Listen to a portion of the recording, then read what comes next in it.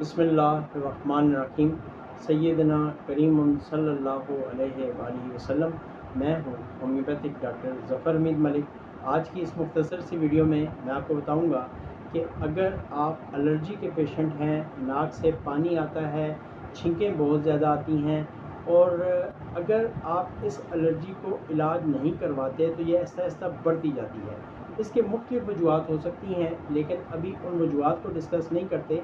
आपको मेडिसिन बताता हूँ, किसी भी होम्योपैथिक स्टोर से आप एक मेडिसिन ले लें, नेट्रम म्योर। ये आपने लेनी है 6x की पोटेंसी में। इसकी 4 गोलियाँ सुबह दोपहर शाम खाना खाने के बाद चूस लिया करें। इंशाल्लाह ताला किसी किस्म की भी एलर्जी होगी, नाक से पानी आएगा वो ठीक हो जाएगा, अगर सर में दर्द होता है वो ठीक हो जाएगा, अगर छींकें बहुत ज़्यादा आती हैं तो इंशाल्लाह ताला वो ठीक हो जाएंगी। अपनी दुआओं में मुझे चीज़ को याद रखें। ऐसे नुस्खा जानने के लिए मुझे फॉलो कर लें। Thank you.